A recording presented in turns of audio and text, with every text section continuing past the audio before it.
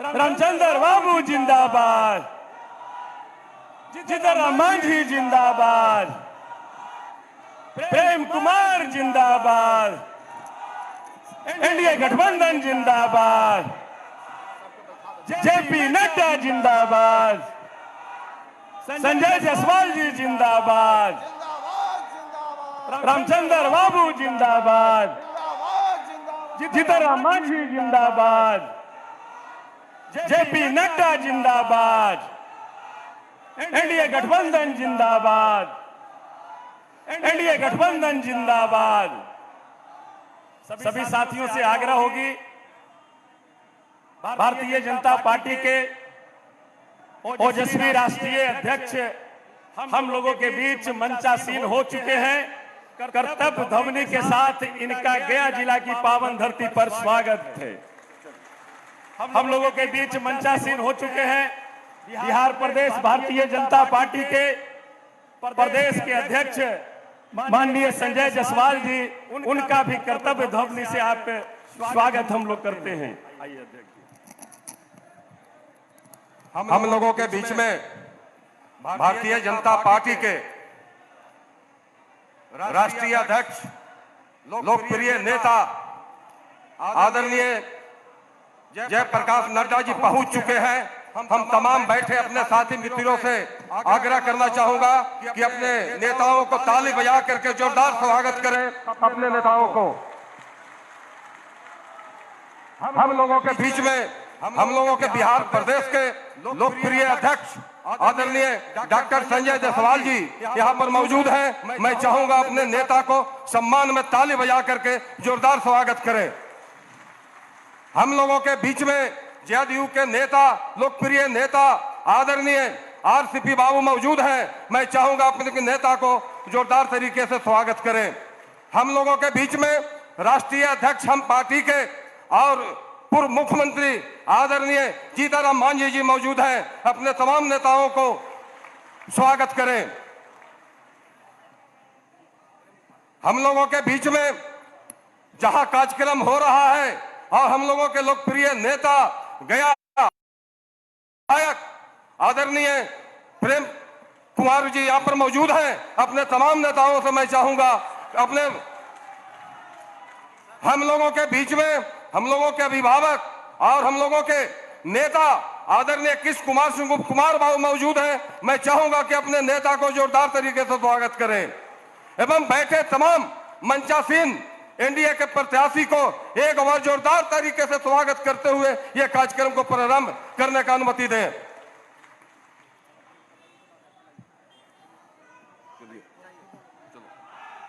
अब स्वागत राष्ट्रीय अध्यक्ष जेपी नड्डा जी को जिला अध्यक्ष धनराज जी मोमेंटो और साल देकर स्वागत करें। जिला अध्यक्ष धनराज जी।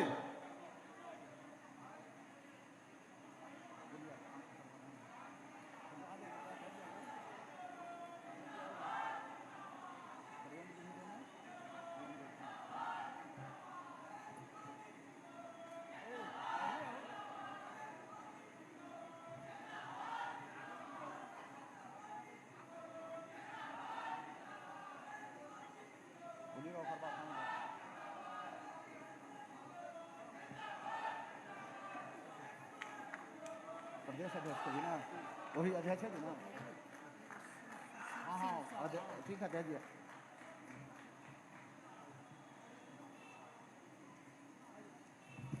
अब हम लोगों के बीच में बिहार प्रदेश के लोकप्रिय प्रदेश अध्यक्ष भारतीय जनता पार्टी आदरणीय डॉक्टर संजय जायसवाल जी मौजूद हैं। मैं चाहूंगा अपने जिला के उपाध्यक्ष अजय कुमार तन्नी जी से कुआं और शाल और उनको भगवान विष्णु का चरण चिन्ह करके सम्मानित करें।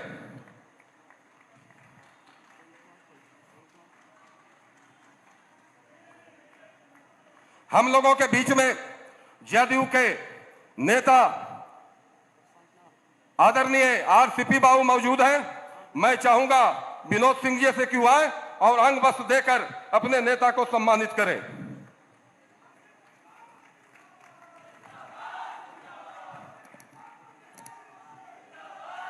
हम लोगों के बीच में हम पार्टी के राष्ट्रीय अध्यक्ष पूर्व मुख्यमंत्री आदरणीय जीताराम मांझी जी मौजूद हैं। मैं चाहूंगा योगेश कुमार सिंह जी से कि वो आए और अंग वस्त्र दे करके अपने नेता को सम्मानित करें। नहीं है अभिषेक कुमार जी, युवा मोर्चा अध्यक्ष अभिषेक कुमार जी से आग्रह है कि वो आए और अपने पूर्व मुख्यमंत्री जी को अंग वस्त्र दे करके सम्मानित करें। हम लोगों के बीच में हम करेंगे, हम लोगों के बीच में कंचन कुमार, हम लोगों के बीच में डॉक्टर अनुज कुमार सिंह जिला उपाध्यक्ष मौजूद हैं और अपने नेता आदरणीय डॉक्टर प्रेम कुमार जी को अंग वस्त्र दे करके सम्मानित करें। डॉक्टर अनुज कुमार जी।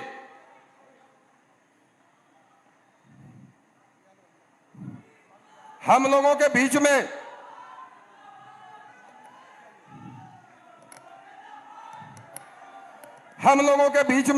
हम लोगों के अभिभावक आदरणीय किश कुमार सिंह उर्फ कुमार बाबू मौजूद हैं। मैं चाहूंगा विनोद सिंह जी से तो आए और अपने नेता को अंग वस्त्र दे करके सम्मानित करें। विनोद सिंह जी। हम लोगों के बीच में मौजूद हैं अपने लोकप्रिय सांसद आदरणीय सुशील बाबू। मैं चाहूंगा अपने अजय कुमार चन्नी जी से कि आए और अंग वस्त्र देकर स्वागत करें। हम लोगों के बीच में गया के सांसद लोकप्रिय आदरणीय विजय मांझी जी मौजूद हैं। वो आए और स्वागत करें। कमल कुमार सिन्हा जी, कमल कुमार सिन्हा जी आए और अपने विजय मांझी जी को स्वागत करें।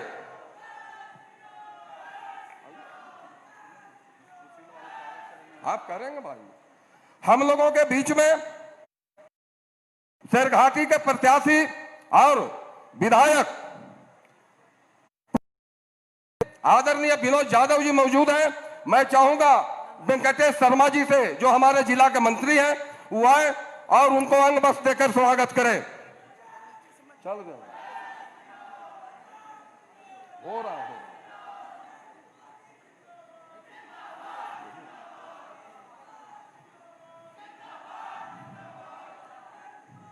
अपने बीच में बजीरगंज के विधायक, बजीरगंज के प्रत्याशी बड़े भाई आदरणीय वीरेंद्र सिंह जी मौजूद हैं। अनंत कुमार दांगी जी से मैं चाहूंगा कुआए अंग। हम लोगों के बीच में कौन है? हम लोगों के बीच में पप्पू चंद्रवंशी जी मौजूद हैं। मैं चाहूंगा गुरुआ के प्रत्याशी राजीव नंदन दांगी जी को अंग वस्त्र देकर के स्वागत करें। हम लोगों के बीच में टेकारी के प्रत्याशी आदरणीय अनिल बाबू मौजूद हैं। मैं चाहूंगा गजेंद्र दास जी से कि आए और अपने नेता को अंग वस्त्र देकर के सम्मानित करें। हम लोगों के बीच में बेलागंज के प्रत्याशी अभय कुशवाहा जी मौजूद हैं। मैं विनोद सिंह जी से चाहूंगा कुआए और अंग वस्त्र देकर के स्वागत करें। हम लोगों के बीच में अतरी विधानसभा के प्रत्याशी मनोरमा जी मौजूद हैं और मैं चाहूंगा कि उनको भी अंग वस्त्र देकर के सम्मानित करें। अपने बीच में बाराचट्टी के प्रत्याशी ज्योति मांझी जी मौजूद हैं। मैं चाहूंगा कि स्वागत करें।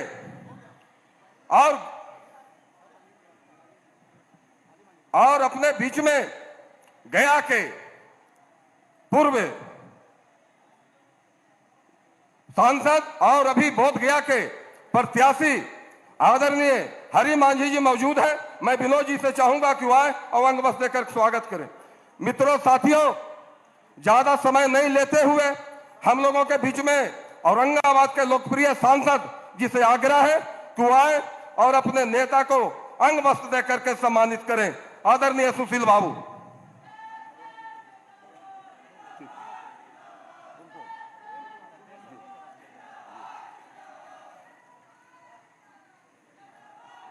अब अपने प्रदेश अध्यक्ष जी को माननीय सांसद सुशील बाबू से आग्रह है कि अंग वस्त्र देकर के सम्मानित करें। अब हम लोगों के बीच में गया के प्रत्याशी, हम लोगों के नेता, बिहार सरकार के मंत्री आदरणीय डॉक्टर प्रेम कुमार जी से आग्रह होगा कि अपने नेता को प्रतीक चिन्ह भगवान विष्णु का चिन्ह देकर के अपने राष्ट्रीय अध्यक्ष जी को सम्मानित करें।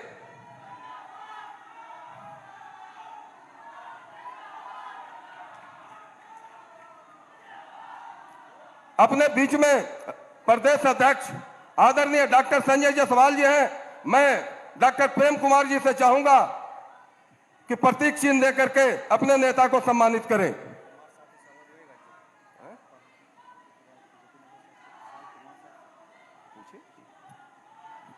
अब हम लोगों के बीच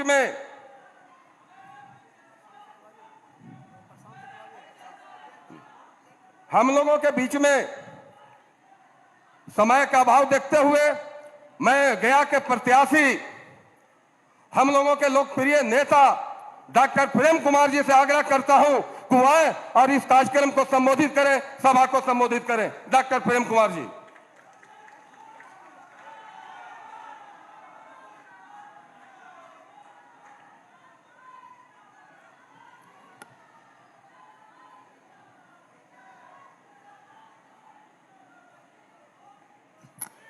बोले भारत माता की, मुट्ठी बांध करके इस तरह से, भारत माता की, भारत माता की, वंदे वंदे, जय जवान जय जवान। वंदनीय मातृभूमि गया जी की, भगवान विष्णु की पावन नगरी गया धाम में आज के इस चुनावी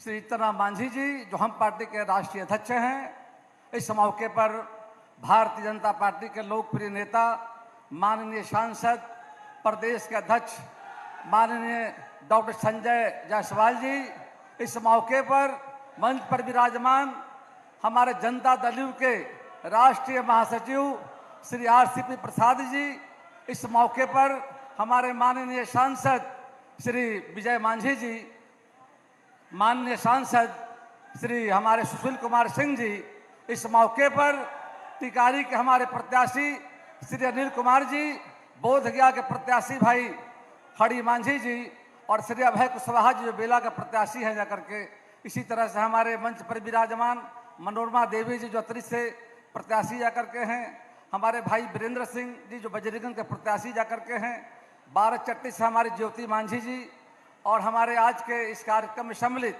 मंच पर विराजमान सभी नेतागण और आज के कार्यक्रम में सम्मिलित देवियों और सज्जनों, भाई और बहनों, आज भगवान बुद्ध की ज्ञान स्थली बोध गया और भगवान विष्णु की पावन नगरी गया धाम में एक बार अपने राष्ट्रीय ध्वज का ताली बजाकर स्वागत करें, खड़े होकर ताली बजाकर। भाई और बहनों, लोकतंत्र का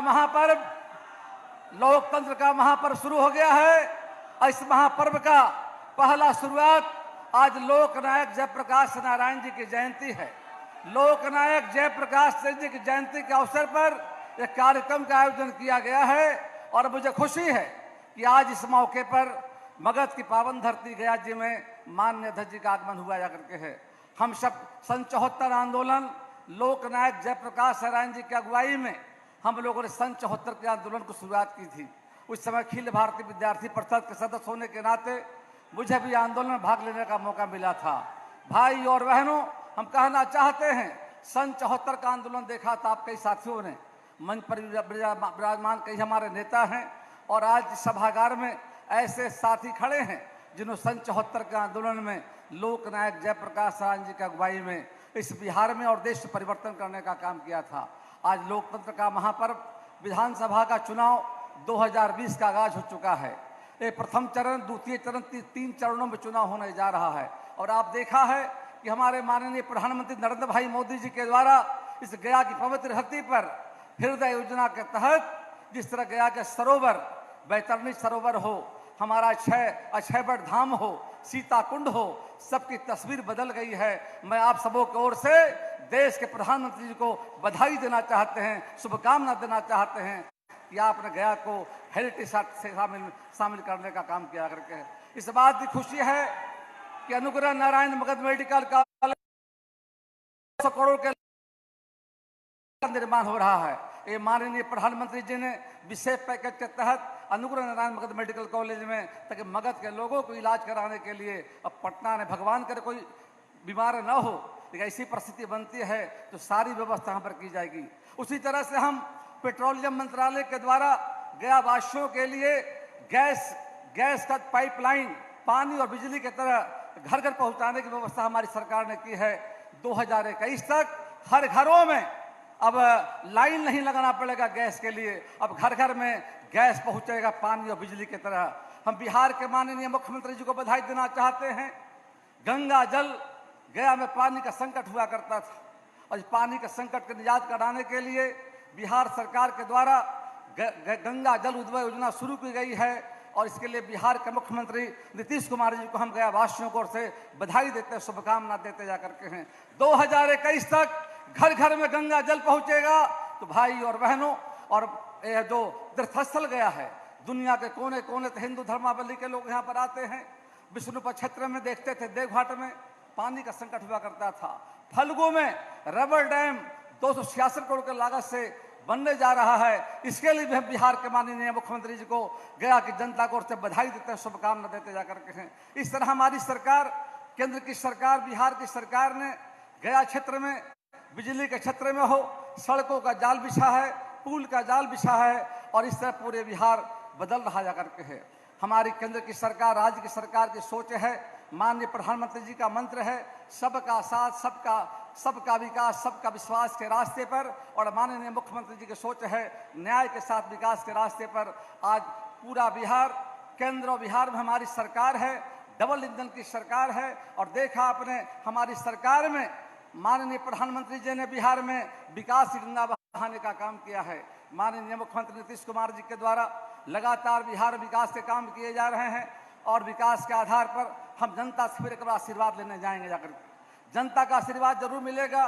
बिहार की जनता चाहती है डेवलपमेंट, विकास चाहती है, उसी रास्ते पर केंद्र की सरकार, बिहार की सरकार चल रही जाकर के है। आज़ादी के बाद 27 वर्षों के बाद पहली सरकार है जो केंद्र में, बिहार में दोनों एक ही सरकार जाकर के है और दोनों का एजेंडा है बिहार के लिए स्वर्णिम काल है। बिहार बदल रहा है, बिहार को विकसित बिहार बनाना है और बिहार को आगे ले जाना है। घर घर जन जन की है पुकार, आत्मनिर्भर बिहार। आने वाले समय में नरेंद्र भाई मोदी आदरणीय प्रधानमंत्री जी के सपनों का बिहार, श्री नीतीश कुमार माननीय मुख्यमंत्री जी के सपनों का बिहार बनाने का हम सब संकल्प लें। बहुत बहुत धन्यवाद। जय भारत, जय हिंद, वंदे मातरम।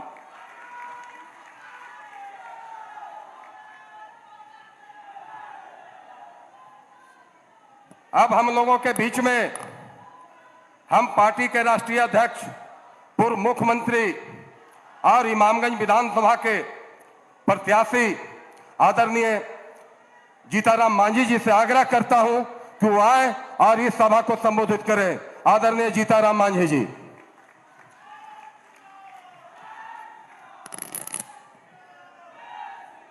बहुत बहुत धन्यवाद।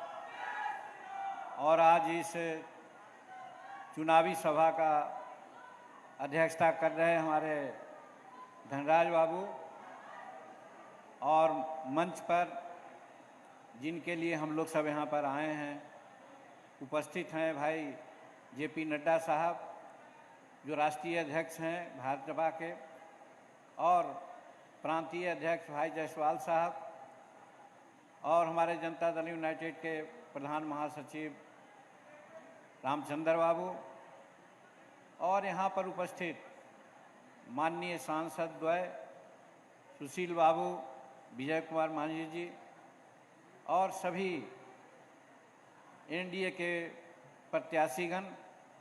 हम अपने ओर से आप सबों को शुभकामना देते हैं और यहाँ हजारों की संख्या में आए हुए हमारे भाइयों बहनों, पत्रकार मित्रों, सचमुच में ये बिहार के लिए ऐतिहासिक दिन होगा कि आज बिहार के जो चुनाव 2020 के होने वाले हैं उसमें प्रथमतः गया को चुना गया है। इसके लिए हम जेपी नड्डा साहब को बहुत बहुत आभार व्यक्त करते हैं कि कि आपने गया को तवज्जो दिया और गया से शुरुआत किया। ये भगवान विष्णु की धरती है, भगवान बुद्ध को यहाँ से ज्ञान अर्जन हुआ। हम समझते हैं ये दोनों महापुरुषों के जो हमारा आशीर्वाद है वो काम करेगा और हम लोग जो एनडीए के 10 उम्मीदवार हैं हम लोग जीतेंगे। भाइयों, हम कुछ बात बहुत कम समय में कहना चाहते हैं कि जिस प्रकार से नीतीश कुमार जी और सुशील कुमार मोदी जी दोनों मिलके बिहार को संभालने का काम किया है, चाहे जिस क्षेत्र का मामला हो जाए, और आज उनके दोनों के कर कमलों से आज बिहार सुरक्षित है। और दूसरी ओर जब प्रधानमंत्री नरेंद्र मोदी जी की बात हम करते हैं तो आप जानते हैं कि आज एक तरफ पाकिस्तान का, दूसरे तरफ चीन का, जो दोनों देश मिलकर के हिंदुस्तान पर अपना कहर ढालना चाहते हैं, वैसी परिस्थिति में नरेंद्र मोदी जी का हाथ मजबूत करना बहुत आवश्यक है और आज बहुत मजबूती से आज फेस कर रहे हैं। हमको उम्मीद है हर फ्रंट पर पाकिस्तान और चीन हारेगा। इसके लिए हम नरेंद्र भाई मोदी जी को बहुत बहुत साधुवाद देते हैं। इसलिए उनके हाथों को मजबूत करने के लिए आवश्यक है। कहा गया है कि बिहार के विकास के बिना हिंदुस्तान का विकास संभव नहीं है। और दूसरी ओर जब बिहार कमज़ोर होगा तो हम वैदेशिक नीति से भी हम कमज़ोर होंगे। वैसी परिस्थिति में आज चुनाव यहाँ पर है और चुनाव में छोटी छोटी बातों को लेकर के हम लोगों को नज़रअंदाज करना चाहिए और प्रमुख बातों को लेकर के आगे बढ़ना चाहिए। हम नीतीश कुमार जी की सराहना इस रूप में करते हैं, इतना एक काल्पनिक आदमी हैं, दूरदृष्टि आदमी हैं कि जो नीतीश कुमार सोचते हैं और करते हैं आखिर सबको करना पड़ता है। आज कृषि नीति की बात आई है। कृषि नीति 2006 में माननीय नीतीश कुमार जी ने अपनाने का काम किया, जिससे किसानों को फ़ायदा हुआ है और आज भारत सरकार ने भी उनके कृषि नीति को इंडोर्स किया और उसी के आधार पर आज बनाया गया। और जिसके चलते हम कह सकते हैं कि जो किसान अपने उत्पादन को औने पौने दाम में बेचा करते थे, आज उनको खुला बाजार मिल गई है और जहां भी चाहें अपना सामान को बेच सकते हैं।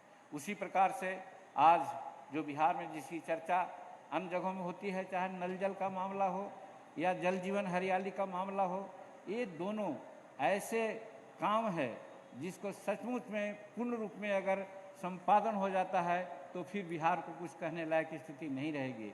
और ठीक प्रेम बाबू ने कहा, हम सोचे थे कि बिहार में और ख़ास करके गया में जो अंतः सलीला है उसको सतत सलीला बनाया जाए, उसमें समय नहीं मिला। और आज हम धन्यवाद देते हैं नीतीश कुमार जी को कि आज कड़ी मेहनत के बाद आज 26-2700 करोड़ रुपया बिहार के लिए और ख़ास करके गया के लिए देने का काम किया। और आज रबर डैम की बात आई है, उससे यहाँ पर अंडरग्राउंड वाटर लेवल है वो भी दूर होगा और फिर यहाँ पर्यटकों का जमात आएगी और पर्यटकों के चलते बिहार की आर्थिक स्थिति बहुत अच्छी होगी। तो मेरा कहने का मतलब है हर दृष्टिकोण से, चाहे राज्य को देखें या फिर देश को देखें, दोनों के हाथ में, नरेंद्र मोदी के हाथों में देश सुरक्षित है। तो बिहार नीतीश कुमार और सुशील कुमार मोदी के हाथों में आज सुरक्षित है। एक बात कह करके हम अपनी बात करना चाहते हैं। बहुत लोग कभी कहते हैं लॉ एंड ऑर्डर की स्थिति कुछ गड़बड़ है, स्वास्थ्य सेवाएं कुछ गड़बड़ है, ऐसा लोग बोलते हैं। लेकिन मैं कहना चाहता हूं, आप लोग साक्षी हैं, 2005 के पहले जो गाड़ियां चलती थी, चाहे कार हो या अन्य प्रकार की गाड़ियां हैं, सभी गाड़ियों के जो खिड़कियां होती थी उसके बाहर बंदूक की नाली और राइफल की नाली निकाल कर लोग चलते थे। वो किस लिए चलते थे? चाहे ठेकेदारी प्रथा को अपना हाथ में लेने को या पदाधिकारियों को एक तरह से सांसद में डाल करके अपना काम करवाने की बात है। आज इतना जमात है, कोई कह दे कि नीतीश कुमार का जब से कार्यकाल हुआ कोई भी आदमी बंदूक और राइफल का नोक बाहर निकाल करके नहीं चलता है। यही लॉ एंड ऑर्डर की बात है जो मैं कहना चाहता हूँ। ये नीतीश कुमार का दिन है।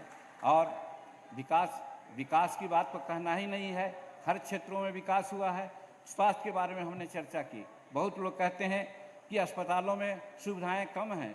अरे भाई, 2005 में जब हम लोग देखते थे कि बेड पर या अस्पताल में कुत्ता घूमते थे, 2, 4, 5 आदमी आते थे। आज हर अस्पताल में हजारों हजार आदमी आ रहे हैं, इसलिए वहाँ पर थोड़ी दिक्कत होती है, लेकिन उसके बावजूद भी अपना बजट का बहुत अच्छा खासा अंश आज स्वास्थ्य पर खर्च हो रहा है। और हम समझते हैं कि जो स्वास्थ्य सेवाएं आज मिल रही है पहले कभी नहीं मिली थी, ये श्री नीतीश कुमार जी का सुशासन का देन है। तो इसीलिए मैं कहना चाहता हूँ आप सभी साथियों को कि अगर छोटी मोटी कोई बात हो, देहात में हम लोग मगह के हैं, मगह में कहा जाता है कि लोटा के लड़ाई में बटलोही को नहीं छोड़िए, बटलोही को गायब नहीं कीजिए। आज हम आप में थोड़ी सी बातें हो सकती है, मतांतर हो सकता है, कुछ ग्रीवांसेस हो सकते हैं, लेकिन ये 2020 का जो चुनाव है बहुत ऐतिहासिक चुनाव है और इसका दूरगामी परिणाम होगा। इसलिए एनडीए के जितने प्रत्याशी यहाँ पर हैं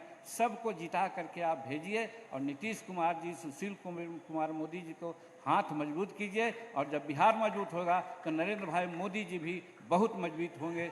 इन्हीं आह्वान के साथ आपको बहुत बहुत धन्यवाद देते हैं। बहुत बहुत शुक्रिया, बहुत बहुत धन्यवाद। अब हम लोगों के बीच में जदयू के वरिष्ठ नेता आदरणीय आरसीपी बाबू से आग्रह करता हूं कि आए और ये कार्यक्रम को, इस सभा को संबोधित करें। आरसीपी बाबू।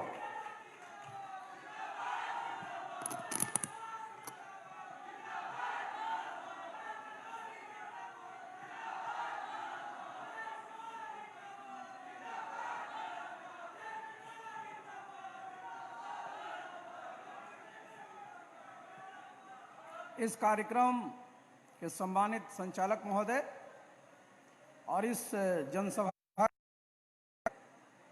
मुख्य अतिथि भारतीय जनता पार्टी के लोकप्रिय, जनप्रिय, सशक्त राष्ट्रीय अध्यक्ष आदरणीय जेपी नड्डा साहब, मंच पर मौजूद बिहार के हमारे पूर्व मुख्यमंत्री, हम पार्टी के राष्ट्रीय अध्यक्ष आदरणीय जीतनराम मांझी जी, मंच पर उपस्थित भारतीय जनता पार्टी के प्रदेश के अध्यक्ष, लोकसभा के सम्मानित सदस्य डॉक्टर संजय जायसवाल जी, मंच पर उपस्थित आपके लोकप्रिय विधायक, बिहार के हमारे लोकप्रिय मंत्री आदरणीय प्रेम बाबू, यहाँ उपस्थित हमारे गया संसदीय क्षेत्र के सम्मानित सांसद आदरणीय विजय मांझी जी, औरंगाबाद के हमारे माननीय सांसद आदरणीय सुशील बाबू, मंच पर मौजूद हमारे एनडीए के सभी 10 प्रत्याशीगण, मंच पर उपस्थित एनडीए के सभी हमारे वरिष्ठ नेतागण, यहाँ उपस्थित हमारे इस सभा में एनडीए के सभी कार्यकर्ता साथियों। सबसे पहले बिहार में ये पहली जनसभा है और इसके लिए मैं माननीय नड्डा जी को बहुत बहुत धन्यवाद और शुक्रिया अदा करता हूं। ये शुरुआत हमने गया से की है और आज आप देखिए गया में भारतीय जनता पार्टी के 4 उम्मीदवार हैं, हम पार्टी के 3 उम्मीदवार हैं, जनता दल यू के 3 उम्मीदवार हैं। तो मैं सोच रहा था कि Janata Dal you plus Bharatiya Janata party plus हम, उसके बाद किसी में दम है क्या? कोई दम नहीं है। रिजल्ट आउट है 10 में से 10। साथियों, हम सब लोगों को यह संकल्प ले लेना है कि जितने भी गया जिले में बूथ हैं सब पर हमारे एनडीए प्रत्याशी जीतेंगे। क्यों हम इस बात को कह रहे हैं? आज आप देख लीजिए अपने देश में एक सशक्त नेतृत्व है, एक ऐसा प्रधानमंत्री है आदरणीय नरेंद्र मोदी जी, जिनकी पहचान विश्व के बिल्कुल जिसको कहते हैं सबसे, अमेरिका को छोड़ दीजिए, अमेरिका की अपनी एक पहचान है, लेकिन हिंदुस्तान के प्रधानमंत्री की जो साख आज दुनिया में है आज किसी के नहीं है। और जो करके दिखाया है साथियों, अभी आप देखिए हमारे सामने सबसे बड़ी चुनौती क्या रही पिछले 6 महीनों से? कोरोना की चुनौती। आप जरा इसको अंतर्राष्ट्रीय स्तर पर देख लीजिए और अपने देश में भी इसको अगर तुलना करिएगा तो आपको समझ में आ जाएगा कि किस प्रकार का नेतृत्व हमारे प्रधानमंत्री जी ने दिया। अमेरिका को देख रहे हैं ना, क्या बुरा हाल है। इंग्लैंड को देख रहे हैं ना, क्या बुरा हाल है। फ्रांस को देख रहे हैं, क्या बुरा हाल है। ब्राजील को देखिए, क्या बुरा हाल है। और चीन ने तो जो किया उसको कोई माफी नहीं कर सकता। और आज हिंदुस्तान में जिस प्रकार की व्यवस्था यहां की गई है, हमारे देश में जिसको हम मोर्टेलिटी रेट कहते हैं, हमारे नड्डा साहब बैठे हुए स्वास्थ्य मंत्री रह चुके हैं, मात्र 1.67 है। ये साधारण उपलब्धि नहीं है। और ये कैसे संभव हुआ है? ये संभव हुआ है हमारे प्रधानमंत्री ने जो वहां सोचा विचारा। और आज आप देखिए, हम हिंदुस्तान के सब लोग क्या प्रतीक्षा कर रहे हैं कि जल्दी से वैक्सीन इसका आ जाए। जरा आप साथियों सब जानते हैं, आप सब जानते हैं कि हमारे यहां स्मॉल पॉक्स था, चेचक का जो वायरस था 1520 में आया था। यूनाइटेड नेशंस ने 1979 में इस दुनिया से उस वायरस को मुक्त किया। 459 साल लगे। लेकिन आज देखिए हमारे प्रधानमंत्री जी ने 15 अगस्त को क्या घोषणा किया कि हमारे यहां ट्रायल चल रहा है और जल्दी ही इसकी वैक्सीन भी आ जाए। साल भर के अंदर लाने का प्रयास किया जा रहा है। और साथ ही जब वैक्सीन आ जाएगा तो लोगों तक ये पहुंचा भी दिया जाएगा। ये साधारण सोच नहीं है। और ये जो कर करके दिखाया है, आप जरा सोचिए 1967 में क्या था, अकाल पड़ा था इसी बिहार में। आप सोचिए एक मिनट के लिए कि अगर 67 में कोरोना होता क्या होता। उस समय क्या स्थिति थी हिंदुस्तान की। हिंदुस्तान दुनिया से आयात करता था खाद्यान्न। हम लोग कहा जाता था कि हिंदुस्तान जो है शिप टू माउथ वाला देश है, मतलब जहाज से जब अनाज आता है तो हिंदुस्तानियों को खाना मिलता है। अगर वो स्थिति रहती तो आज कोरोना के समय में क्या यहाँ स्थिति होती, कितने लोगों की मौत होती भूखमरी से। लेकिन आज व्यवस्था देखिए, केंद्र सरकार ने, आदरणीय प्रधानमंत्री जी ने और हमारी राज्य सरकार ने किस प्रकार से पीडीएस की व्यवस्था किया कि पूरे बिहार में इस कोरोना काल में भूखमरी से एक भी व्यक्ति की मृत्यु नहीं। ये साधारण उपलब्धि नहीं है। 30 नवंबर तक हमारे प्रधानमंत्री ने मुफ्त में प्रत्येक परिवार को 5-5 किलो अनाज, 1-1 किलो दाल, ये सब पहुंचाए। और आप आज देख लीजिए पहले का क्या हाल था। किसान लोग हमारे यहां बैठे हुए, प्रधानमंत्री की जो किसान योजना है, पीएम किसान योजना, उसके तहत सीधे सीधे आपके खाते में कोरोना काल में भी 2-2 हजार रुपए की पहली किस्त पहुंच गई। दूसरी किस्त पहुंचने वाली है बहुत लोगों को। आप जरा समझ लीजिए। और बिहार में जितने लोग हमारे राशन कार्ड होल्डर थे, बिहार सरकार ने सबके खाते में 1-1 हजार रुपया पहुंचा दिया। जितने हमारे बच्चे स्कूल में पढ़ते थे सबको वजीफा का पैसा पहुंचा दिया, सबको पोशाक का पैसा पहुंचा दिया, हमारे लड़के लड़कियों की साइकिल का पैसा पहुंचा दिया। इस सारा जो हमारे जितने भी दिव्यांग पेंशनर्स थे, हमारे जितने जो विधवा पेंशनर थी, सबके खाते में पैसा इस कोरोना काल में जब सब चीजें बंद थी, फिर भी सरकार का जो दायित्व होता है अपने लोगों का ख्याल करने का, उसको पूरा किया है। तो साथियों, मेरा आपसे अनुरोध होगा कि ये चुनाव भी हो रहा है कोरोना के माहौल में, तो सब जगह जा जा करके, घरों में जा जा करके अपने वोटरों को उत्साहित करिएगा। ये जो वोट का अधिकार है सबसे बड़ा अधिकार है। यही तय करता है कि आपका भविष्य कैसा हो। और बिहार में आप जानते हैं कि पिछले 15 वर्षों में जो हमारे एनडीए की सरकार रही है, किस प्रकार का काम किया है। अभी बता रहे थे प्रेम बाबू, गया में लोग सोचते थे, ये सपना था कि गंगा का जल गया में पहुंचेगा, और गंगा का जल गया में पहुंच गया। और जब बाहर पूरे देश के लोग अपने पितरों को जो तर्पण करने आएंगे तो गंगा का जल देंगे, कितनी प्रसन्नता होगी उनको।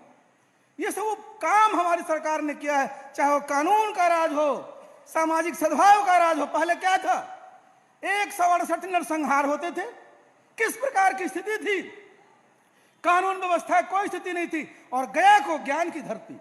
और आज आप देखिए हम सब लोग यहाँ हैं, गया में जितने तरह के इंस्टीट्यूट है सब खुल गए। आप इंडियन इंस्टीट्यूट ऑफ मैनेजमेंट भी खुल गया है। इस जितने भी केंद्र सरकार द्वारा काम किए गए हैं, राज्य सरकार द्वारा काम किए हैं, साथियों हमारा अनुरोध होगा कि घर घर में जाकर के इसको बता दीजिए, जिससे कि हर एक बूथ पर जो हमारे वोटर हैं वो उत्साहित हों। घर घर में नल का जल पहुंच गया। और आज आपको याद होगा कि माननीय मुख्यमंत्री जी ने 15 अगस्त को क्या घोषणा की है कि अब हर एक खेत में, हर एक किसानों के खेत में हम लोग पानी पहुंचा देंगे। ये साधारण उपलब्धि नहीं है। और जितने भी हमारे युवक हैं उनको ज्यादा से ज्यादा प्रशिक्षण दिया जाए, उनको रोजगार के अवसर हो। इसके लिए अभी आपको माननीय मुख्यमंत्री जी ने घोषणा भी की है कि जो हमारा 7 निश्चय चल रहा है उसको तो कराया ही जाएगा, उसको बढ़ाया ही जाएगा। आगे जो है 7 निश्चय पार्ट 2 भी लाया जाएगा, जिससे बिहार जो है आत्मनिर्भर बिहार बने, सशक्त बिहार बने। और हमारा जो बिहार एक जमाने में ज्ञान का केंद्र भी था, सत्ता का भी केंद्र था, यहाँ हमारे लोग परिश्रमी हैं, तो फिर से बिहार का मान सम्मान लौटे। इसी उद्देश्य के साथ हम सब साथी लोग बूथ पर जाएंगे, सभी एनडीए उम्मीदवारों को विजय बनाएंगे। आप सब लोगों को बहुत बहुत धन्यवाद।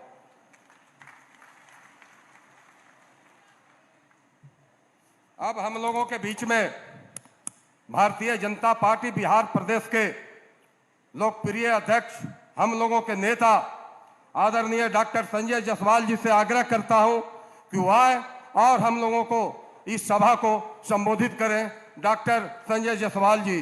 प्रदेश अध्यक्ष जिंदाबाद।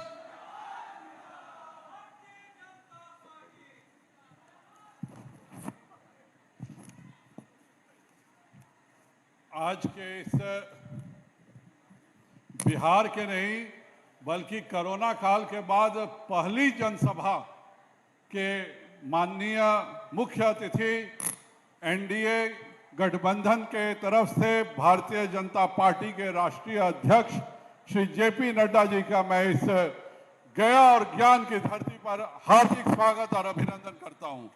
इस सभा में उपस्थित जदयू के राष्ट्रीय महासचिव और सांसद श्री आरसीपी सिंह जी, बिहार के पूर्व मुख्यमंत्री श्री जीतन राम मांझी जी, कृषि मंत्री श्री प्रेम कुमार जी, मेरे साथ के सांसद औरंगाबाद के श्री सुशील कुमार जी, माननीय सांसद विजय मांझी जी, बोध गया से प्रत्याशी श्री हरि मांझी जी, गुरुआ से प्रत्याशी राजीव डांगी जी, बेलागंज से प्रत्याशी अभय कुशवाहा जी, शेरघाटी से प्रत्याशी विनोद यादव जी, टिकारी से प्रत्याशी अनिल कुमार जी, वजीरगंज से प्रत्याशी वीरेंद्र सिंह जी, अतरी से प्रत्याशी मनोरमा देवी जी, बाराचट्टी से प्रत्याशी ज्योति मांझी जी। मैंने किसी पार्टी कौन किस दल से खड़ा है मैंने किसी का भी नाम नहीं लिया, क्योंकि ये जितने प्रत्याशी हैं वह प्रधानमंत्री नरेंद्र मोदी के प्रत्याशी हैं। और इसीलिए कोई भी व्यक्ति हो जो इनका मैंने नाम लिया है, गया में यही मोदी जी के प्रत्याशी हैं। इस मंच पर उपस्थित माननीय विधान पार्षद संतोष मांझी जी, पूर्व विधान पार्षद और हम सभी के अभिभावक कृष्ण कुमार सिंह जी, इस जिला के अध्यक्ष धनराज शर्मा जी, जदयू जिलाध्यक्ष अलेक्जेंडर खान जी, हम जिलाध्यक्ष टूटू खान जी, प्रदेश की मंत्री अमृता भूषण जी, हमारी इस यहाँ की प्रमुख नेता श्यामा सिंह जी, यहाँ उपस्थित सभी चारों दलों के सभी हमारे साथियों, आज हमारे लिए बहुत हर्ष का विषय है कि भारत में कोरोना के बाद जो पहली सभा हो रही है वह हमारे राष्ट्रीय अध्यक्ष श्री जेपी नड्डा जी की सभा हो रही है और वह गया में हो रही है। यह हर्ष और बढ़ जाता है क्योंकि आज का दिन एक बहुत ही महत्वपूर्ण दिन है। आज ही के दिन हमारे सभी के आदरणीय श्री जयप्रकाश नारायण जी की जयंती है और नानाजी देशमुख जी की भी आज जयंती है, जिन दोनों ने अपना सारा जीवन समाज के लिए लगा दिया। और आज मुझे जयप्रकाश जी के निवास पे जाने का, राष्ट्रीय अध्यक्ष जी के साथ जाने का सौभाग्य मिला।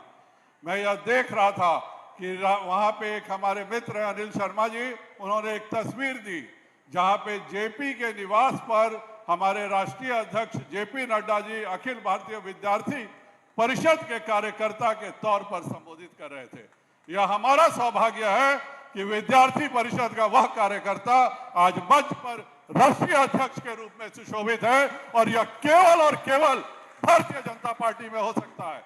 हम उनका स्वागत करते हैं, हम उनको धन्यवाद देंगे कि पूरे बिहार में जहां सरकारी मेडिकल कॉलेज के नाम पे केवल 4 मेडिकल कॉलेज खुले, दूसरे प्राइवेट मेडिकल कॉलेजों को लिया गया था, वहीं जब माननीय जेपी नड्डा जी इस देश के स्वास्थ्य मंत्री बने तो आज हमारा 3 मेडिकल कॉलेज चालू है और 11 मेडिकल कॉलेज अगर बिहार में सरकारी खुल रहे हैं तो उसमें सबसे बड़ा योगदान जेपी नड्डा जी और नीतीश कुमार जी का है और यह बिहार की जनता उन दोनों को आज धन्यवाद देना चाहती है।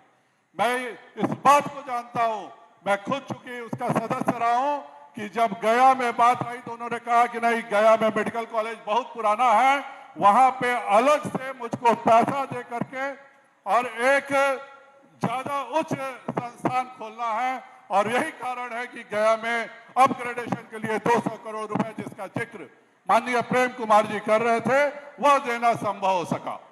यह माननीय जेपी नड्डा जी की देन है कि उन्होंने जो केवल 8 वैक्सीन मिलते थे हमारे बच्चों को, उनको 14 वैक्सीन दिलवाने का काम किया है तो जेपी नड्डा जी ने किया है और उसी आत्मविश्वास के साथ आज हमारे प्रधानमंत्री जी घोषणा करते हैं कि जब भी कोरोना का वैक्सीन आएगा पहला हिस्सा हम हिंदुस्तानियों का होगा।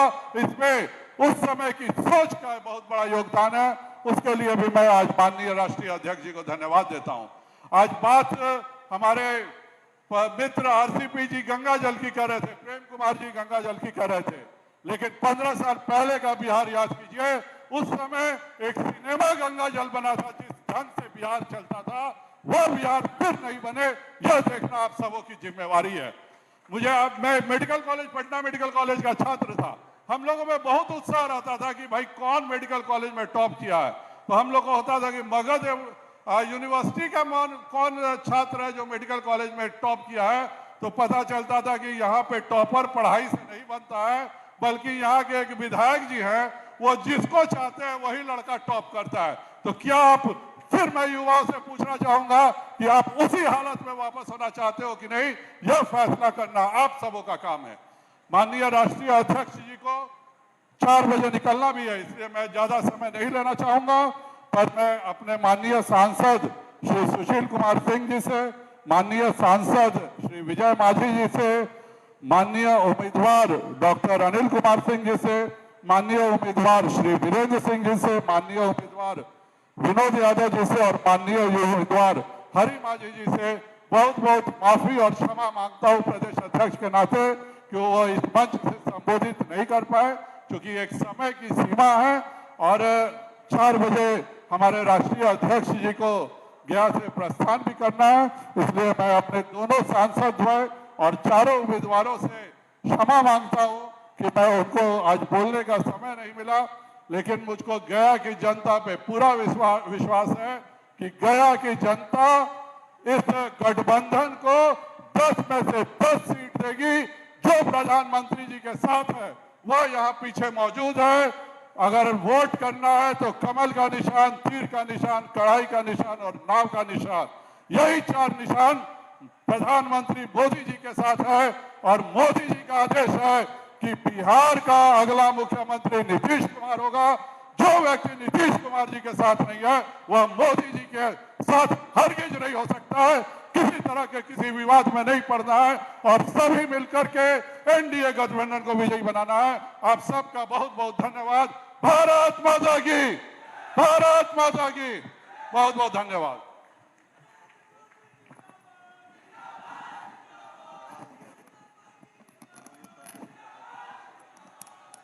अब हम लोग जिनका इंतजार में थे वो समय आ चुका है।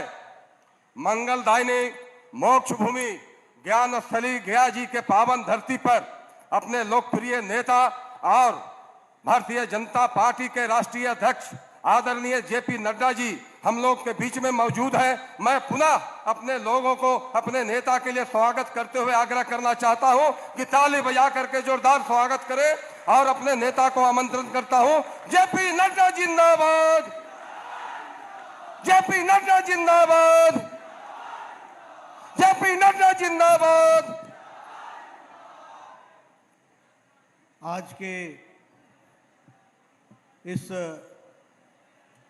सभा में उपस्थित हमारे संसद में मेरे साथी और जनता दल यूनाइटेड के राष्ट्रीय महामंत्री सम्माननीय श्री RCP सिंह जी, हमारे पूर्व मुख्यमंत्री और हम पार्टी के राष्ट्रीय अध्यक्ष भाई जीतन राम मांझी जी, हमारे संसद में साथी और बिहार के भारतीय जनता पार्टी के जुझारू अध्यक्ष, संवेदनशील अध्यक्ष सम्माननीय डॉक्टर संजय जायसवाल जी, बिहार सरकार में मंत्री और यहाँ से प्रत्याशी श्री प्रेम कुमार जी, हमारे सांसद और हमारे युवा साथी श्री सुशील कुमार सिंह जी, हमारे सांसद विजय मांझी जी, हमारे बोध गया के प्रत्याशी हरि मांझी जी, राजीव दांगी जी, गुरुआ क्षेत्र से प्रत्याशी अभय कुशवाहा जी, बालागंज से प्रत्याशी विनोद यादव जी, शेरघाटी से प्रत्याशी हमारे अनिल कुमार जी, टिकारी से प्रत्याशी वीरेंद्र सिंह जी, वजीरगंज से प्रत्याशी श्रीमती मनोरमा देवी जी, अत्रि क्षेत्र से प्रत्याशी श्रीमती ज्योति मांझी जी, बाराचट्टी से प्रत्याशी संतोष मांझी जी, विधान पार्षद हमारे कृष्ण कुमार मांझी जी, पूर्व विधान परिषद पार्षद, और धनराम शर्मा जी, जिला के भारतीय जनता पार्टी के अध्यक्ष मोहम्मद अलेक्जेंडर खान जी, जदयू के जिला अध्यक्ष श्री खान जी, मोहम्मद खान जी, जो हमारे हम पार्टी के अध्यक्ष श्रीमती अमृता भूषण जी, प्रदेश मंत्री भाजपा चंदन कुमार जी, प्रदेश महामंत्री भाजपा, यहाँ उपस्थित सम्मानित मंच और भगवान बुद्ध की धरती बोध गया में एकत्र आए हमारे सभी सज्जन वृंद, भारतीय जनता पार्टी के कार्यकर्ता, हम पार्टी के कार्यकर्ता, जनता दल यूनाइटेड के कार्यकर्ता और बड़ी संख्या में आए हुए युवा साथियों, सबसे पहले तो मैं आप सबको इस संक्रमण काल में इस सभा में सोशल डिस्टेंसिंग मेंटेन करते हुए, हेल्थ के प्रोटोकॉल को मेंटेन करते हुए इस सभा में आप सब आए हैं। मैं अपनी ओर से, अपनी पार्टी की ओर से, जनता दल यूनाइटेड की तरफ से, हम पार्टी की तरफ से, वीआईपी पार्टी की तरफ से और एनडीए की तरफ से आप सबका हार्दिक अभिनंदन करता हूं और स्वागत करता हूं। मित्रों, जब मैं भगवान बुद्ध की धरती पर आने का मुझे सौभाग्य मिला, तो हम यह भी जानते हैं कि यहीं फल्गु नदी के तट पर भगवान राम अपने भाई लक्ष्मण के साथ, सीता मैया के साथ, अपने पिता दशरथ जी के आत्मा की शांति के लिए, पूजन के लिए भी इसी फल्गु नदी पर आए थे। ऐसी पवित्र नदी, ऐसा पवित्र क्षेत्र, और जहां लाखों लाखों करोड़ों हिंदू अपने बुजुर्गों के आत्मा की शांति के लिए आते हैं, तो वह भी बोध गया में आते हैं। ऐसी पवित्र नगरी को मैं नमन करता हूं। मित्रों, आज बहुत ही खुशी का दिन है और बहुत ही महत्वपूर्ण दिन है। महत्वपूर्ण दिन इसलिए है कि जिन लोगों की उम्र अब कोई 60 साल की होगी, 50 साल की होगी, उन लोगों ने बिहार में जयप्रकाश नारायण जी का आंदोलन देखा होगा। उन लोगों ने लोकनायक जयप्रकाश नारायण का आंदोलन देखा होगा। उन्होंने पहली बार आजाद भारत में कांग्रेस पार्टी के स्वर से अलग हट करके एक नए स्वर को सुना होगा, राजनीतिक विचारधारा को सुना होगा। वो लोकनायक जयप्रकाश नारायण की आवाज थी। आज हमें उनका जन्मदिन 11 अक्टूबर अच्छी तरीके से याद है। मैं आज पटना में उनके निवास स्थान पर गया था। वहां मुझे शायद 18-19 साल की उम्र की एक तस्वीर मुझे दिखाई गई। जेपी के बगल में मैं भाषण करता हूं। मुझे अपना युवा काल याद आ गया, जब देश में, दुनिया में लोग करियरिज्म की ओर बढ़ रहे थे, तो बिहार जो ज्ञान का प्रदेश है, जो तप का प्रदेश है, जो प्रजातंत्र की रक्षा करने वाला प्रदेश है, जो महापुरुषों का प्रदेश है, जो दुनिया को दिशा देने वाला प्रदेश है, वह बिहार नई आवाज लोकनायक जयप्रकाश नारायण के नेतृत्व में लगा रहा है। ऐसी महान आत्मा को याद करना हम सबके लिए सौभाग्य की बात है। और मुझे यह भी ध्यान में आया कि नानाजी देशमुख, जिनको जो राजनीति में चमकते दमकते सितारे थे, उन्होंने जयप्रकाश नारायण को अपना गुरु मानकर, राजनीतिक दृष्टि से प्रेरणा स्रोत मानकर, उसी कदम कुआं के घर के प्रांगण में जयप्रकाश नारायण जी से आशीर्वाद लिया था। क्योंकि नानाजी देशमुख का भी जन्म दिवस 11 अक्टूबर को ही पड़ता है। और मैं उस घटना का चश्मदीद गवाह हूं कि नानाजी ने उस मंच से जयप्रकाश जी के पांव छूते हुए आशीर्वाद लिया था और कहा था, नानाजी आपका जन्म 1902 का है, मेरा 1916 का है, मैं 61 साल का हो गया हूं, आपसे आशीर्वाद चाहता हूं, आज से राजनीति को त्याग करके समाज के काम में जुट जाऊंगा, समाज के काम को आगे बढ़ाऊंगा। मैं छोटा था, मैंने कहा, नानाजी चमकते दमकते राजनीतिक सितारे, और ऐसे समय में आप त्याग रहे हो, 61 साल उम्र हो गई, अब आगे आप क्या करेंगे?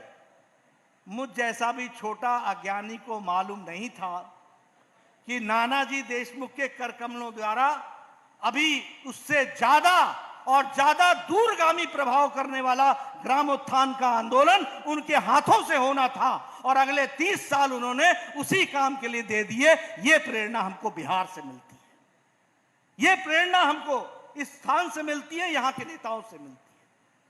इसलिए मित्रों, आज का दिन बहुत महत्वपूर्ण है बिहार वासियों के लिए, विशेषकर लोकनायक जयप्रकाश नारायण को याद करना, संपूर्ण क्रांति को याद करना।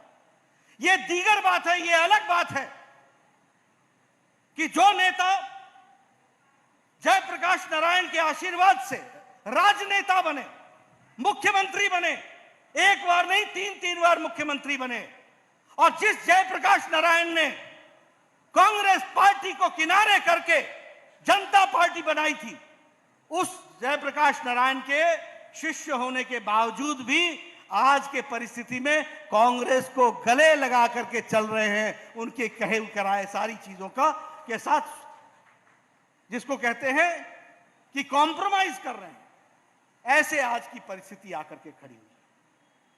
और मैंने कहा, आज का दिन बहुत खुशी का दिन है।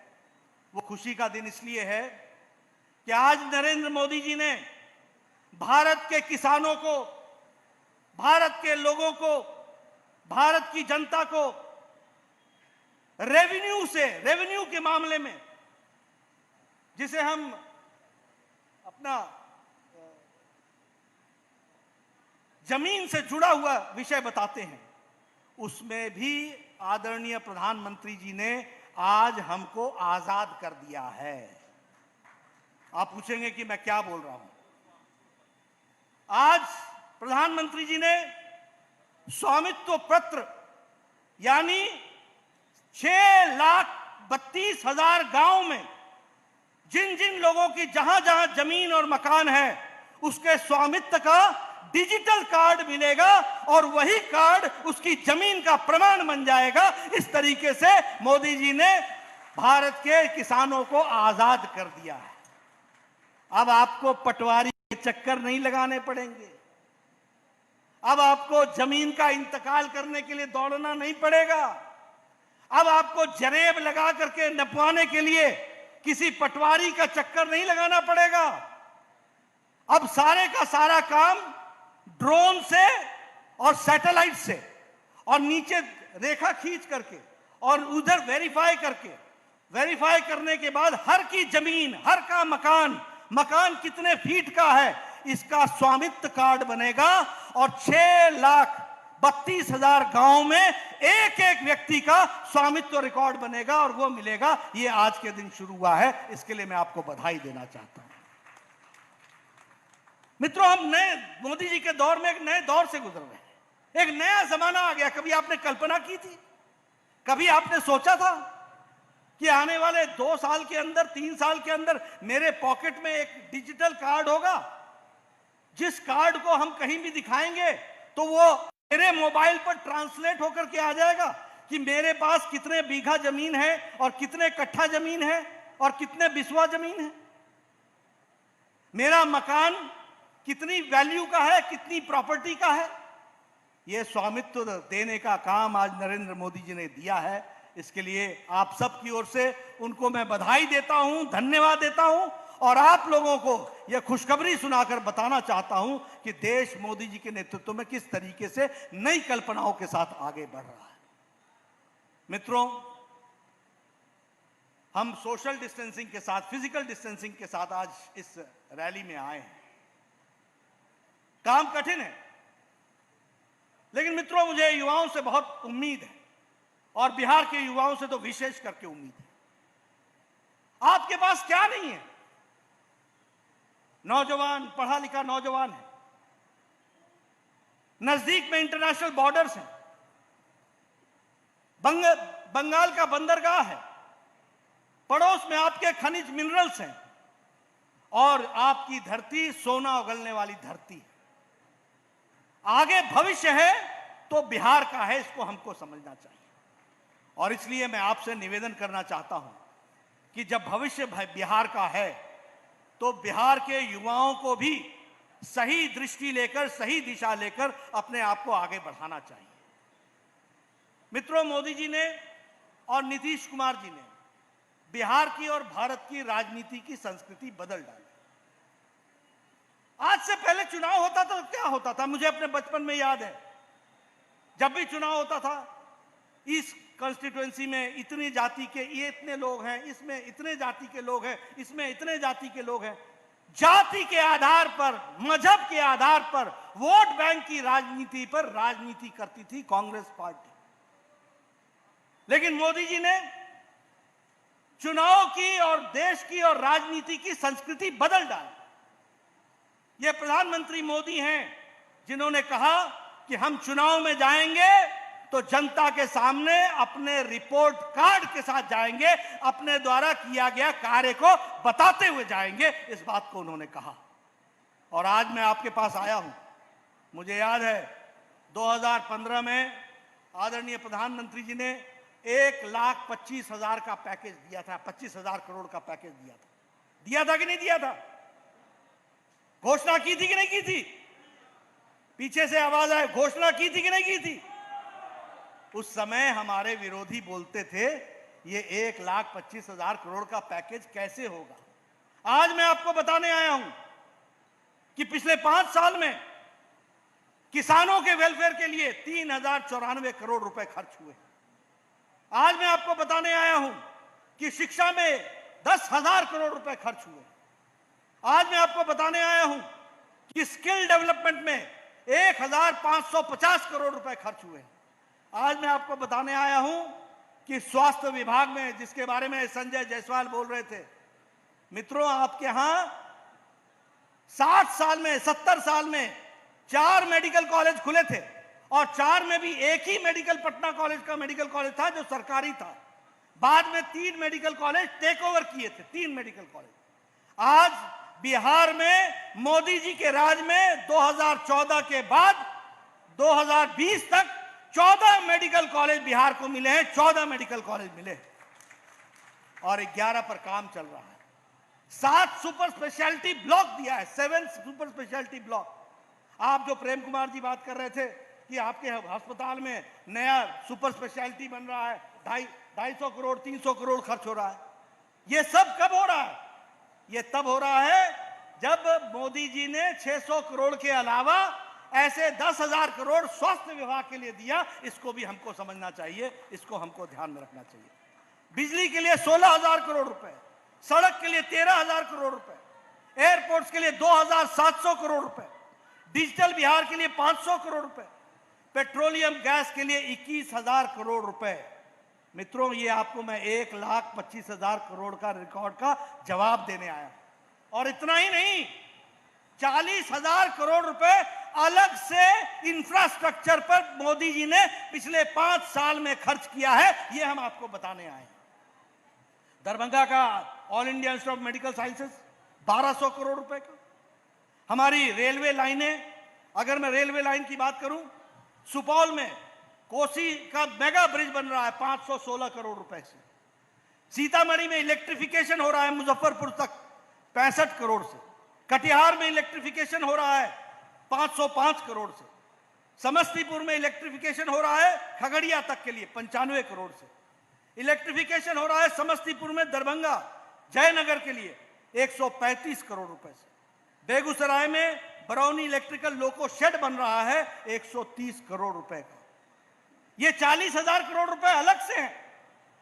ये मैं आपको इसलिए बता रहा हूं कि मेरी बातों को नोट कर लेना और जनता को बता देना, मोदी है तो यह बात समझने की जरूरत है। इसलिए मित्रों, जब हम विकास की बात करते हैं, मैं यहां बिहार की बात करूं तो नीतीश कुमार जी ने जिस तरीके से कोविड-19 के बीच में हमारे सभी लोगों की चिंता की गई, जो लोग बाहर थे उनको भी आर्थिक रूप से मदद पहुंचाने का काम नीतीश सरकार ने किया, इसको हमको ध्यान में रखना चाहिए। विकास की एक नई झड़ी लगी, हर दृष्टि से लोगों को जोड़ने का प्रयास हुआ। यह छोटी घटना नहीं है मित्रों। आपने कभी कल्पना की थी 2014 में जब मोदी जी ने कहा जनधन योजना करो, जनधन योजना करो, जीरो अकाउंट पर अपना खाता खोलो, तो मालूम है कांग्रेस पार्टी के ये जो दोनों हैं भाई बहन, इन्होंने क्या कहा था? मोदी जी खाते खुलवा रहे, खाते खुलवा रहे। जिसकी जितनी अकल उसकी उतनी अकल होगी ना, वो तो नहीं बढ़ती। जितनी जिसकी सोच वो उतनी होती है। ये जनधन खाते खुले जब कोविड की महामारी, कोविड का संक्रमण आया, तो मोदी जी ने 500 रुपए 3 महीने के लिए 1,500 रुपए बिना पोस्टमैन के, बिना मनी ऑर्डर के 20 करोड़ बहनों के खाते में 1,500 रुपए पहुंचा दिया। इस बात को समझना चाहिए। यह था जनधन खाते का कमाल। उसी तरीके से प्रधानमंत्री किसान सम्मान निधि 2,000 रुपए की किस्त कितनों को पहुंचाई? 8 करोड़ 62 लाख किसानों के खाते में 2-2 हजार रुपए पहुंचा दिए। और अभी फिर से 17,000 करोड़ रुपए रिलीज किए गए हैं। आपको अब कुछ समय में आपके खातों में फिर से 2-2 हजार रुपए का किस्त पहुंच जाएगी। ये इंतजाम मोदी जी ने करके दिया, इसको हमको समझना चाहिए। दिव्यांग लोगों को, बुजुर्गों को, विधवाओं को 1-1 हजार रुपए पहुंचाने का काम कोविड-19 के दौरान किया। और यही नहीं, मार्च महीने से लेकर दिवाली और छठ तक 5 किलो चावल या 5 किलो गेहूं और 1 किलो दाल आपको मिलता रहेगा। 80 करोड़ की जनता को मिलता रहेगा। इस तरह की व्यवस्था छठ तक की है, इसको हमको समझना चाहिए। मित्रों, गरीबों के लिए आज देश के कितना परिवर्तन ला करके खड़ा किया है, इस बात को हमको समझना चाहिए, इस बात को हमको ध्यान में रखना चाहिए। यहां विकास की अगर हम बात करें तो आत्मनिर्भर भारत की बात करते हैं। यहां मखाना होता है दरभंगा के क्षेत्रों में, 80% देश का मखाना बिहार में होता है। मित्रों, वोकल फॉर लोकल, इस बात को ध्यान में रखते हुए और यहां पर भी जो आपका शिल्प का आर्ट है उसको विकास करते हुए हमने अपने नौजवानों को रोजगार देना है और रोजगार से उनको खड़ा करना है, आत्मनिर्भर बनाना है। इस बात की हमको कल्पना लेकर के चलनी चाहिए। और इसीलिए चाहे मत्स्य पालन हो, चाहे डेयरी फार्मिंग हो, चाहे मखाना उपजाने का सवाल हो, चाहे लोकल प्रोडक्ट का विषय हो, हर बातों के लिए हम लोगों को आत्मनिर्भर भारत की ओर बढ़ने का जो मंत्र आदरणीय मोदी जी ने दिया है, उसको लेकर के हम आगे बढ़ेंगे। मित्रों, हमारी विकास यात्रा, आर्थिक यात्रा अंत्योदय से शुरू हुई है। अंत्योदय का अर्थ होता है समाज के अंतिम पायदान में खड़ा व्यक्ति, और उसी अंत्योदय से हम लोगों ने कहा सबका साथ, सबका विकास, सबका विश्वास। आप बताइए, उज्ज्वला स्कीम सबका विकास है कि नहीं है? 8 करोड़ की जनता को गैस का चूल्हा देना और साथ में मुफ्त सिलेंडर देना, यह काम हुआ है कि नहीं हुआ है? हुआ है कि नहीं हुआ है? उजाला योजना 18,000 गांव बिना बिजली के 2014 में, आज 18,000 गांव तो छोड़ दो, 2 करोड़ से ज्यादा परिवारों के घर में भी मुफ्त की बिजली पहुंचाने का काम किया है। तो नरेंद्र मोदी की सरकार ने किया, यह हमको समझना चाहिए। चाहे उजाला योजना हो, सौभाग्य योजना हो, आयुष्मान भारत। मित्रों, आयुष्मान भारत एक ऐसा हेल्थ स्कीम है जिसमें 12 करोड़ 40 लाख परिवारों को जोड़ा गया है, और 12 करोड़ परिवारों को जोड़ने के साथ साथ 55 करोड़ लोगों को तक यह हेल्थ स्कीम देने का प्रयास हुआ है। 12,40,000 घरों को, और 55 करोड़ लोगों को यह स्कीम देने का प्रयास हुआ है। इसमें गरीब लोग हैं, रेडी वाला, फेड़ी वाला, रिक्शे वाला, ठेले वाला, लिफ्ट मैन, सिक्योरिटी मैन, जो बिल्कुल ही जो कूड़ेदान से रैग पिक करता है, वैसा व्यक्ति है। और ऐसे लोगों को मोदी जी ने 5 लाख रुपए का सालाना गंभीर बीमारियों के इलाज के लिए हेल्थ का कवर दिया है। इस बात को हमको समझना चाहिए। यानी सारा अमेरिका, सारा कनाडा और सारा मेक्सिको मिला लें तो तीनों की जितनी जनसंख्या बनती है उतना भारत का आयुष्मान भारत बनता है। इस बात को हमको समझना चाहिए। इतने लोगों को हेल्थ कवर देने का काम हुआ। इसलिए मित्रों, जब हम विकास की बात करते हैं और हम विकास की दृष्टि से बिहार को देखते हैं, आपको देखा होगा, लेकिन थोड़ा मैंने भी देखा है। बचपन मेरा यहीं गुजरा है। पहले जब साउथ बिहार से नॉर्थ बिहार जाना पड़ता था तो 1 दिन लग जाता था, और आज 3 घंटे से 4 घंटे के अंदर हम किसी भी क्षेत्र में पहुंच सकते हैं। यह बिहार का विकास हुआ है। और इस बिहार के विकास के साथ साथ अगर हम देखें तो यहां भी जिस तरीके से गया में IIM का कॉलेज खुला, गया राजगीर नेशनल हाईवे का काम चला है, स्मार्ट सिटी का काम चला है, साउथ बिहार सेंट्रल यूनिवर्सिटी जो यहाँ पर इस्टेब्लिश हुई है, उसी तरीके से ओवरब्रिज जो रसलपुर रेलवे गुमटी पर बन रहा है, उसी तरीके से डांडी बाग पुल 4 लेन रोड बन रही है, और ये धोबी पटना 4 लेन रोड बन रही है। विकास के नए आयाम लिखे जा रहे हैं, विकास के नए काम हो रहे हैं। मेरा एक ही आप सबसे निवेदन है कि इस विकास को चरायमान रखना ये हमारी और आपकी जिम्मेवारी है, और इसको पूरा करना हमारी जिम्मेवारी है। देश का नेतृत्व आदरणीय प्रधानमंत्री जी के हाथ में सुरक्षित है। आवश्यकता इस बात की है कि बिहार का नेतृत्व नीतीश कुमार के हाथ में सुरक्षित हो और हम विकास में आगे बढ़े, इसकी हमको चिंता करनी पड़ेगी। सारा एनडीए कटिबद्ध है। हम सब लोग मिलकर, आप सब लोग मिलकर एनडीए को सरकार बनाएंगे, नीतीश कुमार को लाएंगे, विकास के जो काम चल रहे हैं उसमें गति प्रदान करेंगे। ये चुनाव में वोट डालना, ये विकास की गति में अपनी आहुति डालने के बराबर होगा, अपना सहयोग डालने के बराबर होगा। और इसलिए मैं आपसे निवेदन करने आया हूं। कई लोगों ने लालू राज के बारे में चर्चा की है, मैं उसके बारे में बहुत चर्चा नहीं करना चाहता हूं, लेकिन हाँ, जिनको याद ना हो तो उनको एक बात कहता हूं, उजाले की इज्जत तब तक रखती है जब तक अंधेरे का एहसास हो। उजाले की इज्जत तब तक रहती है जब तक अंधेरे का एहसास हो। इस अंधेरे का एहसास करना, दोस्तों, मैं अभी फ्रेजर रोड से गुजर रहा था पटना में, मैंने बोला कि डी लाल एंड सन्स का क्या हुआ? बोला चला गया। मैंने कहा मे फेयर का क्या हुआ? चला गया। मैंने कहा वो फलाना होटल किसके पास गया? बोला चला गया। मैंने कहा क्यों चला गया? कहा लालू राज में चला गया। लालू राज में चला गया। समझिए आप इस बात को। हमने वो भी दिन देखे हैं जब डाक बंगला चौराहा पर शाम को 6 बजे के बाद खड़ा होना मुश्किल था। हमने वो भी दिन देखे हैं जब कोई घर से डॉक्टर अपने क्लिनिक को जाता था तो यह सुनिश्चित नहीं था कि शाम को घर वापस अपने बच्चों के साथ रोटी खा पाएगा कि नहीं खा पाएगा। हमने वो भी दिन देखे हैं बिहार में, जब कोई आदमी अपने काम के लिए बाहर जाता था तो उसको यह विश्वास नहीं होता था कि घर की उसकी प्रॉपर्टी वापस उसके पास उसको मिलेगी कि नहीं मिलेगी। मित्रों, वो राज भी हमने देखा है, और हमने ये राज भी देखा है जहां विकास की नई गंगा बह रही है, जहां विकास के काम चल रहे हैं। मैंने आपके सामने इतने काम गिना दिए, इतने करोड़ों रुपए का काम गिना दिए, एक भी आंकड़ा गलत हो तो पकड़ लेना मेरे को, और एक भी आंकड़ा जो धरती में न लगे तो भी पकड़ लेना। लेकिन मैं आपसे एक निवेदन करने आया हूं कि मित्रों, चुनाव दोस्ती यारी का नहीं होता, जात बिरादरी का नहीं होता, दोस्ती अपना पराये का नहीं होता। चुनाव समाज के, इलाके के विकास से जुड़ा हुआ होता है, और इसलिए आपका भविष्य इस पर ही डिपेंड करता है। अगर मोदी नहीं आए होते तो क्या इंडियन इंस्टीट्यूट ऑफ मैनेजमेंट यहां खुलता? अगर मोदी नहीं आए होते तो क्या यहां अस्पताल बनता? अगर मोदी नहीं आए होते तो क्या 14 मेडिकल कॉलेज खुलते?